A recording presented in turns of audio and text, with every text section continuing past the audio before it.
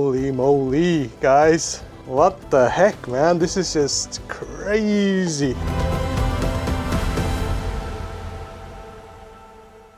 Well, we're just in the beginning of backyard camps right now. It's just like in the footsteps to the entrance, and already you can see there is a bunch of trees there, and then there is a hill going up. This is just in the beginning. I'm just like, what would you say? Taking it in. Is it like maybe 2% of the property? Let's see. Yes, maybe. Yeah. Or 5% of the property. And already, I mean, you have to be here to really feel this energy. It's such a sublime place already. So you can imagine the rest of this property, how beautiful and green and luscious it is. It's amazing. I kind of get it. You get it. I get it. Yeah. I'm a city boy, but I get it. Well, Björn, quick question. Yes? Who came up with the idea of Bjerkreim in the middle of nowhere? I know that you're from this area, but I mean, this is literally in the middle of nowhere. Who came up with this idea? It's me. Of course. Because I wanted to live at home. Yeah. But I am a traveler by heart. Yeah. So we wanted to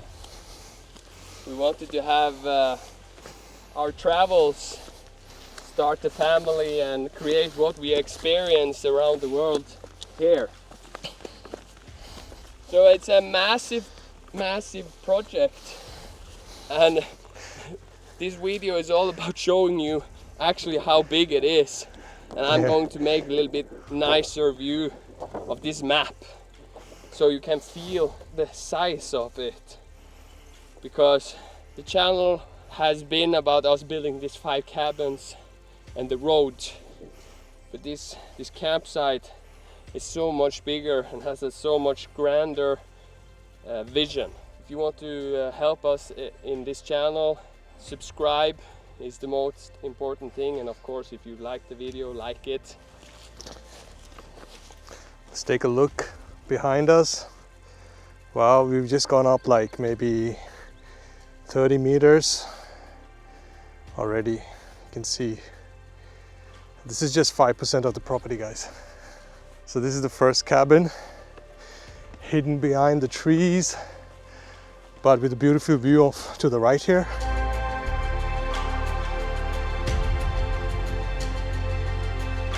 And you smell the freshness now from the wood. Oh yeah, smells good. So these 2 cabins, they are not the first one we are opening. So the 2 last ones, but these 2 last ones we have built as well. So the shell is up, but nothing exciting is happening inside them yet. Right. So for the future videos, we're going to show you that. But this cabin on the top starting to look like something. Nice. The King's Lair. Not King's Slayer, but King's Lair. Okay, so for you guys that's seeing the pipes here, they are going to get covered. Right. Of course. But we need a place where all the shit can go. Important. First impression is Look how tall it is. it's pretty tall, for sure. It's Scandinavian, that's for sure. I'm close to 2 meters. Well, what I can say is that it feels like a place that I want to stay in. Holy moly, guys. I mean, this view right here took the camera was not on me, but He just came into this cabin and I said, why didn't I have a camera on you? Just, holy moly. yeah, I'm like, what the heck, man? This is just crazy. I mean, it literally takes your breath away. No, I mean, like, it's just beautiful. It's like luscious and mountains everywhere. You know that you're in the countryside for sure. There's a tractor driving right there. Man, such a beautiful place. Imagine when this is done. I mean, now it's pretty nice. I mean, I could stay here like it is. Oh man. It Yep. is insane. I see your vision, Oddbjørn.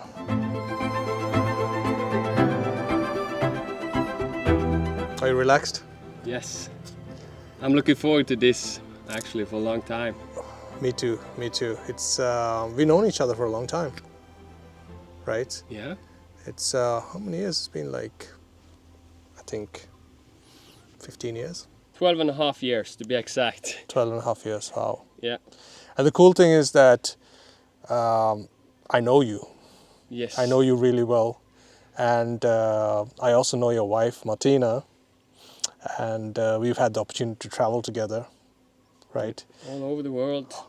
And we also actually had the opportunity to speak together and inspire other people as well, which has been such a great journey to have with you. Yeah. So I know you, so I need to ask you this question, man. So you're not a guy who just builds something just to build something. No, not right? at all. There is always something deeper. And it has become deeper and deeper the older you become. So what is your vision with building this backyard camps, this amazing place with all the stuff that you want to do?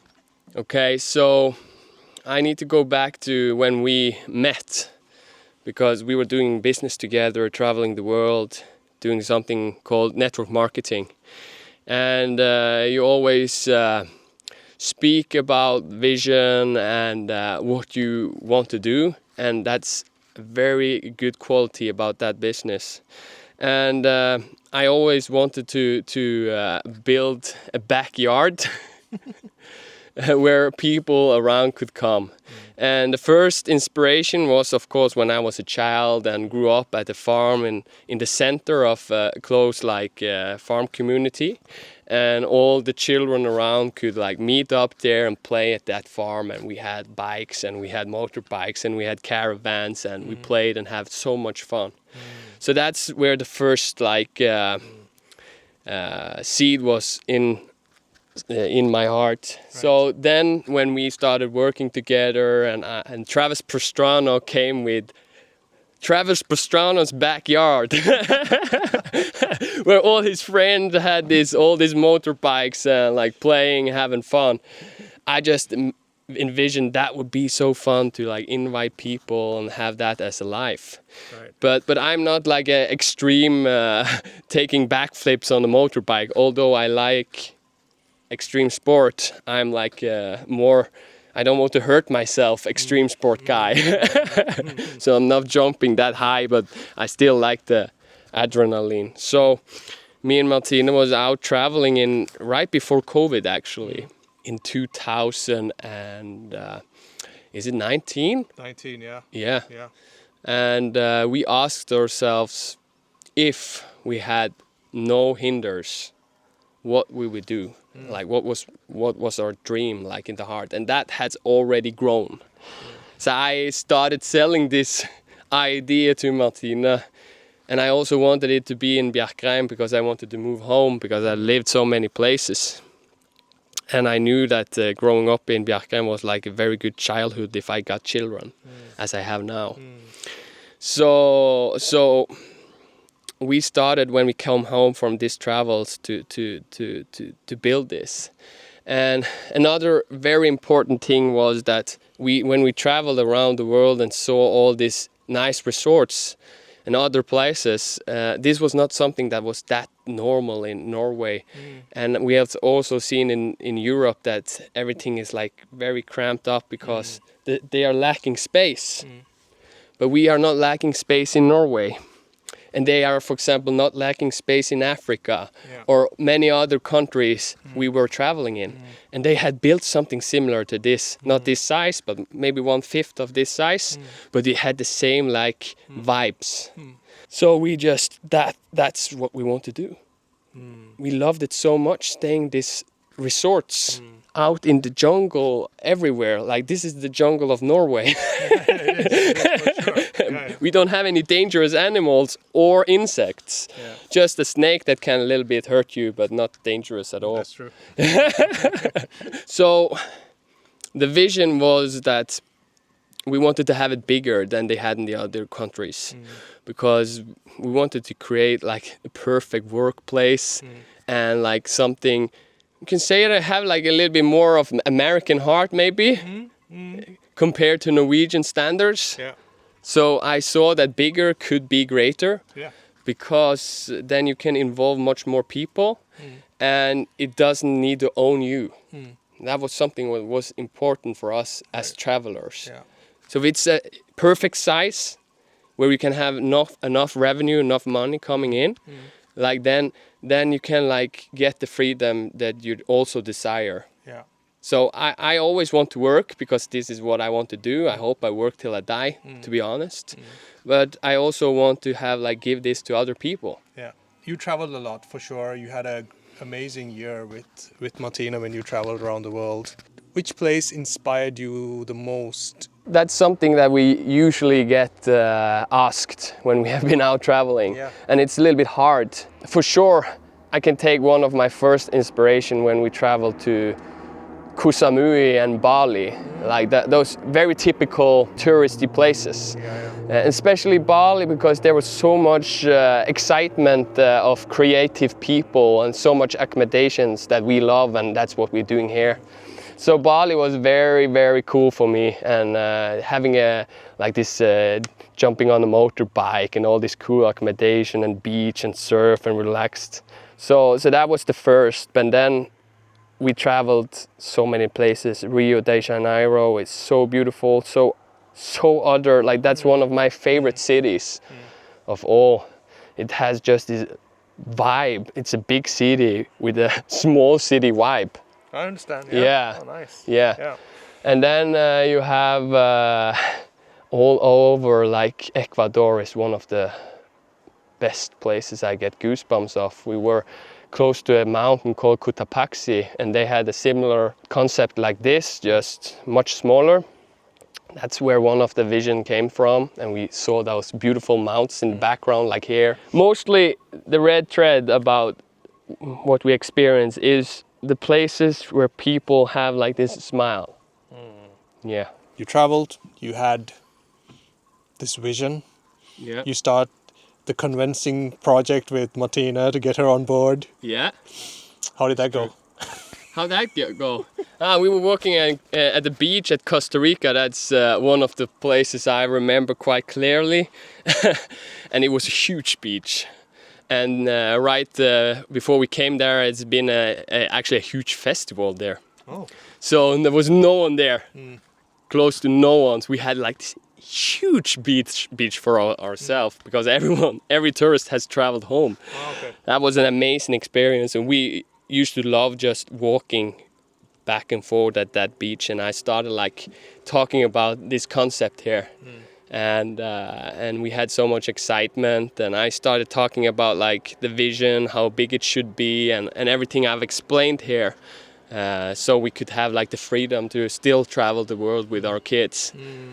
So, and also implement this lifestyle to the people that wanted it, because we think that's the best life that we could have, and probably there is someone else also thinking that. How did it all begin? Where did it start, like the first blueprint of backyard camps? Okay, that's a good question. It started because I had started drawing like how big I wanted it to look like, and it's close actually to this. It's very close. Yeah? It's very close to this paper here. I'm going to show you a map afterwards in this video. I started drawing that on the paper, and we didn't have the place. We didn't know where it was supposed to be. I wanted to have it on the farm, but this farm my sister is going to inherit. And I'm so glad she did that, because she is also having her animals here as well. Yeah. And this is the perfect place for us. Yeah. A little bit more away from the center, and it's more quiet. And that's the perfect thing about this project. We needed it more quiet actually, so it was a blessing. And we started looking for land. I started walking and calling people and showing up, and it was quite embarrassing sometimes and a little bit uncomfortable, but it was good. We trained for it. Yeah, we trained for it, and it was inspired. So I was not I was not sad about anything of that, but sometimes I was frustrated. Yeah. But that was good. I knew if I was frustrated, I just relax and go out in the nature. To further the story, after some years, suddenly I came over this place. Right. I think 2 years out in. And I didn't have a clue how to do anything about this. And it was one of my closest friends that I grew up with, the ring barrier, as you say in English, when I married. He had this land. And it was scary for me to actually to ask him to come up here and stay here. But they half the way said it to us. Okay. So it was much easier then. Wow. And now he's my neighbor, and he was so kind to let us buy this area and pursue searching. But to search in Norway to get appliance for this, I don't know how it is in other countries, but I think it's similar, especially in Europe. It takes a lot of capital. So I used to work in these oil rigs. So right away when I came home, I started doing that again because I knew that I needed a lot of capital to start applying. So I saved over 50% of everything I earned. And also I read Rich Dad Poor Dad book. Oh, yeah. Because that helped a lot. That's right. Why I'm mentioning that book, because he's talking so much about liabilities, and that's the most important thing I believe in this book. So we shortened down the liabilities, and you can check out that book what he's meaning about that, but that was very important to get to do this. How do you manage to be practical? Because I know that there have been so much challenges also, so it hasn't been easy, but you kept your head straight, you and Martina. In this time you got a baby, a brand new baby, Fuel, that you welcomed to the world not that long ago, right? Yeah. And then at the same time, you had to find investments from yourself and save money. And also we had the government. And you had the government helping you build this through innovation, Norway, right?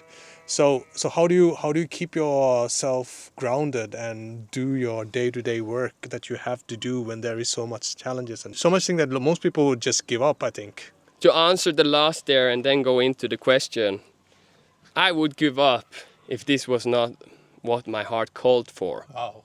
Yeah. That's that easy. That's great. Yeah. Because it's so much things that you need to manage that you don't see. So, and you will go through so many feelings from the spectrum, all from feeling hopeless to anger to happiness to close to bliss and anxiety and anxiety and working too much and not listening to your body. You can see that on so many of these videos that I'm very tired and it doesn't matter because I'm doing what I wanted. So I'm just learning by the way to when you do something you want, you also need to relax sometimes. What have you learned doing this so far? You haven't launched yet, you haven't started yet. We are just about to start soon, open soon, right? What have you learned so far? Okay, so I've learned so much. And first of all, I've learned the most important thing, and it's synchronicity. And what I mean about synchronicity is if you don't trust synchronicity and observe synchronicity, your brain can override you. And what I mean about override you is that so many things that's going to fall together when you create something like this, that the brain wants to take over, and if you have negative thoughts, you will get low energy. But the same way, if you have positive thoughts, you will get a lot of energy. But it's much easier to just relax and focus on the synchronicity. And this is very important because when you wake up, you can look at the list and it's huge. And every day, you need to take it a little bit as you come. You have a plan, you say, which one of these tasks is coming easiest to me and I need to do it right now. some days I think I'm going to do something, and then I wake up in the morning and it's like, I actually need to sit on the computer now. Yeah. I need to apply this to the different banks and call some people and talk to the government and suddenly someone calls me and I need to go to the tractor and drive up material to this cabin. So if I like have a fixed schedule, it will be very hard to do this. Right. So synchronicity is the most important thing I've learned, to follow that. All right, so take us through the property. Right now we've seen a map of the property. I've seen the beginning. I've been here a couple of times before as well and had the opportunity to walk about. It's crazy, but this is the first time I'm seeing with the almost done cabins here, right? And it's beautiful. I mean, I'm like, it's breathtaking. It's some of the best feelings that I've had, actually. I'm not saying this just because you're my friend. I'm just totally objective right now, to be honest. And I'm also like, you traveled a lot, but I had, this resort is just going to be crazy amazing, no doubt. Tell us a little bit of what your vision is. Okay. Starting from where we are right now. Yeah. So the good thing now is probably you're going to see on the screen here the map that I'm going to talk through here. So we are going to synchronize this, and we start in the beginning here. Right. So when we looked at this campsite, it was very important that it needed to be a size about 20 to 30 cabins. Right. That was the sweet spot, because when you have 20 to 30 cabins, you can have at least 5 people working here. And also we wanted the culture of campers. So it was very important to have campsites for camper vans and stuff like that, because they also going to bring the culture. Because these cabins, they're a little bit more expensive to rent, and like parking your car here is going to be cheaper. So you get all the cultures in. The people that have the camper van, they build themselves. Yeah. They want to experience this campsite and have this feeling. And also you have the people that coming from the city and don't have anything, or just people that want to experience insane cool cabins can come and live here. So that was like, first we needed that culture concept. And then we also thought, okay, it needs to be some very expensive cabins, a little bit cheaper, and the cheapest. So now we have built the 5 medium cabins. Okay. Yeah. So the 5 medium cabins we have built now, and they are in the high end, but it's not expensive compared to what you have here. Yeah.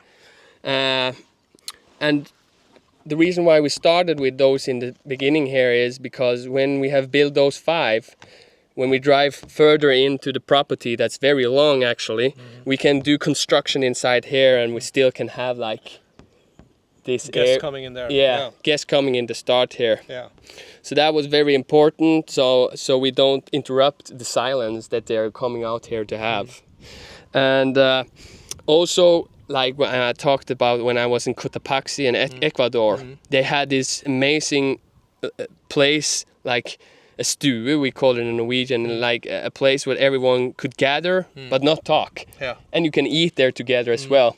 And they have like a warm firewood, and like you have very many different zones in this place. And it was like a very nice place to chill out. So you felt also a little bit that you were outside because of the windows, everything, but you were inside. Yeah. So it had this amazing vibe there. And that was something that we really wanted here as well. So we are going to build in the heart of the camp a very big place with like 300 square meters, with a dome that's 150 square meters. But those places are going to have zones. Yeah.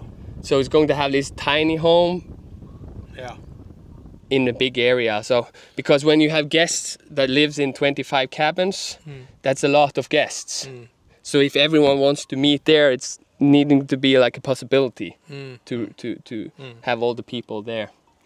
So this is very important, especially in Norway, because like Cotopaxi, that's also high up in the mountains. You need this weather protection in the Mm. fall, winter, and spring, because you never know. It could be very good weather, but it could be very bad weather.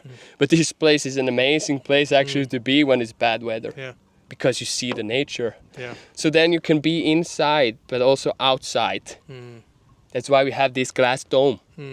So you are inside, but you're also outside. Right. So you're protected. Nice. So that was very big from our heart to create this here. And also we are going to have like every cabin as a destination. So when you we try to not make the same cabins. We have some that looks alike here as well, like two in the mountain behind there, the cliff wall cabins. But still, I think you have like a separate feeling there as well. Though these three as well looks alike, but they are not the same. They are built into the nature. And then the next 4 we are going to build is actually from the Lord of the Rings, and we are going to build 4 hobbit huts. Oh, nice. So they are going to into the dirt and in the ground, in the mountain. Yeah, and I actually had hobbit homes in Ecuador as well. Yeah. But what I'm talking about here is the difference here is that those cabins, many people build these hobbit homes and they are cool and everything, but for us it's very important that it looks like the Shire inside. So you cannot have the typical design we have here, you need to have hobbit design. So and also we're building 40 cabins, caravan cabins, and that will give us a cash flow that we need, to create more. These cabins, like, what made you decide on going for these cabins? I know that this material or this design is from Finland. Yeah. Yeah. What made you decide to go with this design particularly?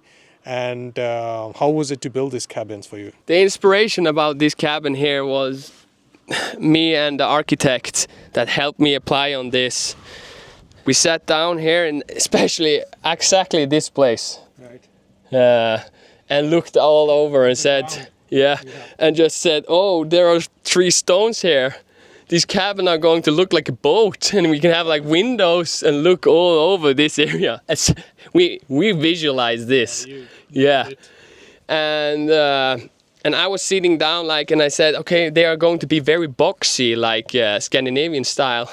And I think it's cool with those 2 hanging the cliff, but I don't like it for these ones. And he was like thinking, because we thought we were going to do the traditional way of building this. And he said, I work with this Finnish guy building saunas. And he's making this by hand. Maybe he can make this. And I said, no, and I'm excited.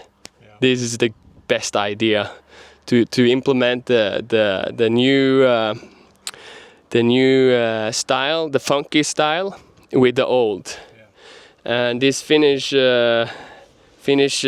guy you have seen here, Marco, he was so excited because that was actually some of his dream, to build this old school way of building in a new fashion way. So he just said, yes, let's do it. And it was not easy, as you asked, because the walls, they are going quite out. They are not going straight. So they have an angle.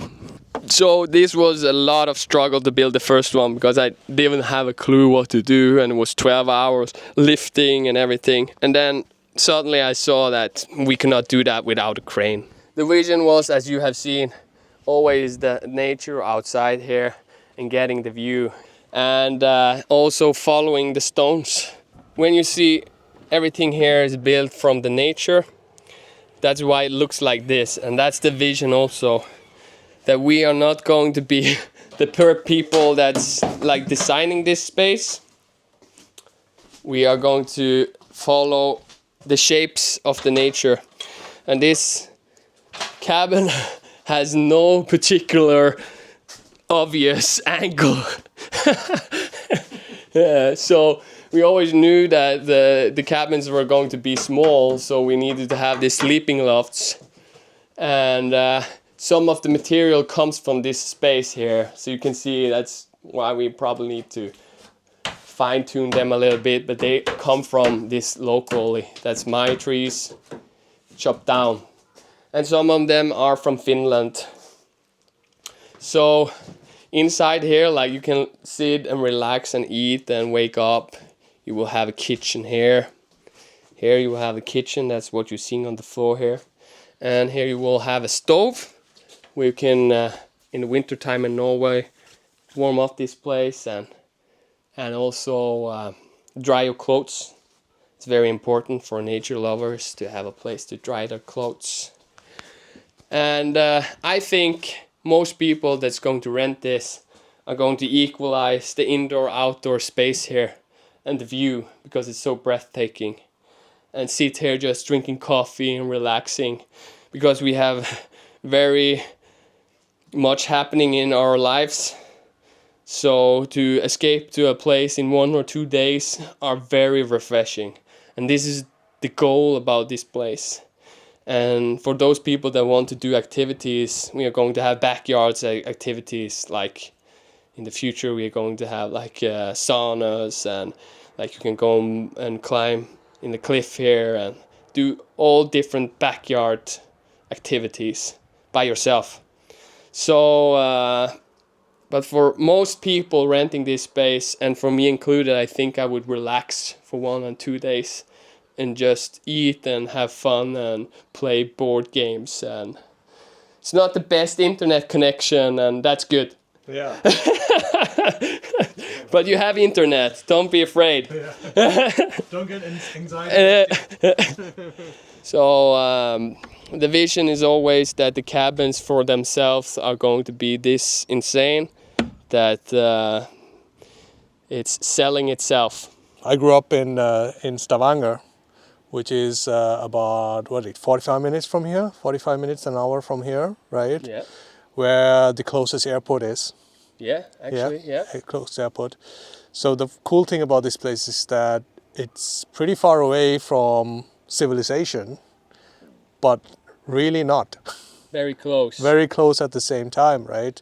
So what can you say about the area around backyard camps?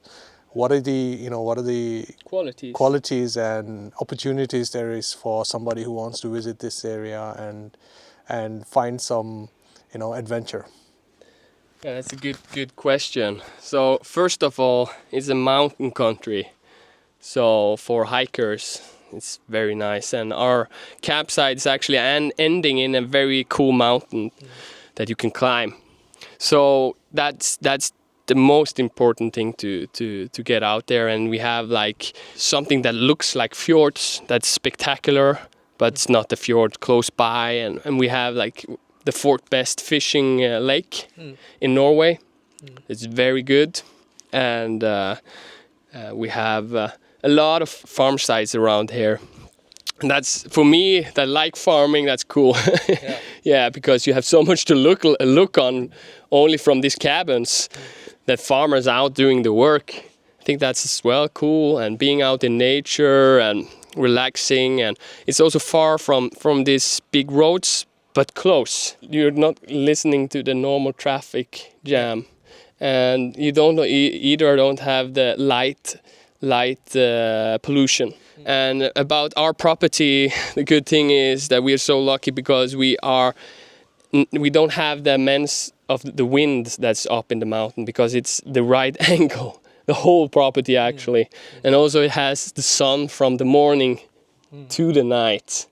And this valley we call Sunset Valley because the sun sets around here. You can check out the website Destination Bjerkreim, where they have activities from locals that have boat rentals, and you can go and visit these farms, open farms, and you can climb in the mountains, something called Via Ferrata. That's like mountain climbing with gear and everything. Yeah. It's a lot of stuff to do here, and I just believe that when we get bigger, there are going to be more. You can take a day trip to this popular the Pulpit Rock, the one of the most popular destination for Norway. Yeah. It's close by. Yeah, it's 1.5 hours maybe, or 2 by car. And also I forgot one very important thing is for bikers, this is a paradise, especially if you like to travel distances, because right behind here with all the big wind turbines, you have very much like nice roads to bike on. And the good point is that for people coming from Europe, we have the ferry just close by entering Norway. Yeah. So that's also, you can just drive by here when you're driving up to the country, and if you're going to take the ferry home again to Europe, just visit in here. It's a perfect spot to rest before going to the ferry over to Denmark, for example. What is the experience you want your customers coming here, your guests coming here? What is the experience you want them to have? That's the most important question. Yeah. I want the customers to have like this wow experience, so they stop the normal everyday thoughts. The chatter in their head just stops. Yes, that's the biggest goal about this place. And if the cabins and the nature is beautiful. Okay, quick questions, right? You have to answer me quickly. How can people watching this best support you right now? So like and subscribe. And next is come and visit. Because when this video comes out, we are going to open our booking. When can people come stay, and how can they follow your journey? This place, we are on TikTok, we are on Instagram, we are on Facebook. YouTube is what I'm working most on the other platform is my wife. And we are opening around the end of August, the start of September. Why should someone not come to backyard camps? If you think walking in wet grass is a problem, backyard camp, I don't think it's something for you. What's the one question you wish I'd asked but didn't? I know that you have asked the question, but I would like people to see the finished product. Yeah. To see what I'm envisioning. My heart sinks when I'm just thinking about how it's going to be, and still it's when you look at it. But this is what I am always trying to get out now. What is actually backyard camps and how immensely cool it is and the size of it. You just became a dad 6 months ago. Yes. To Fuel. So Fuel is he's gonna grow up here. Yeah, it is. Right? He is. How does that make you feel? So happy. Yeah. I'm talking to him all the time, showing him this place. He's just 6 months old, soon 6 months old.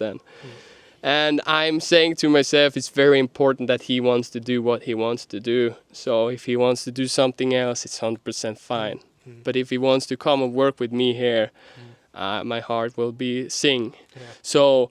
So that's a balance. It's a balance. Yeah. And I think for him growing up here anyways are going to be an amazing life. He's going to have so much experience that he's going to learn.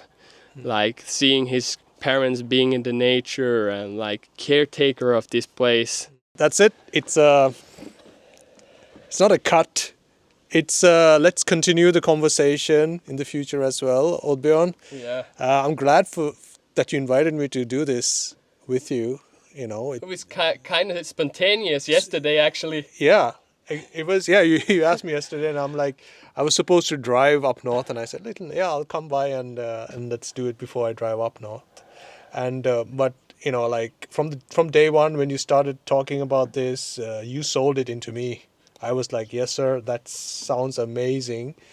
This is a project, and this is a vision that is actually lacking in our society. Yes, I believe so. So this is just not going to be just a cabin trip for you. I'm quite sure about that. Already I can sense that feeling because I know you guys. It's going to be an adventure. It's going to be an experience that you don't want to miss. And I'm sure that whoever comes here will never stop coming back. I'm also going to say one last word because you had me noticing this. When we were out traveling, we looked for this space. Yeah, we did. Me, everywhere where I traveled, I didn't find it. Yeah, exactly. In Australia, one of the best caravan places, I didn't find this place. And now I'm building it. Yeah. This backyard camps is the place that you've been looking for. Yeah, it's true. Okay, see you guys. Bye.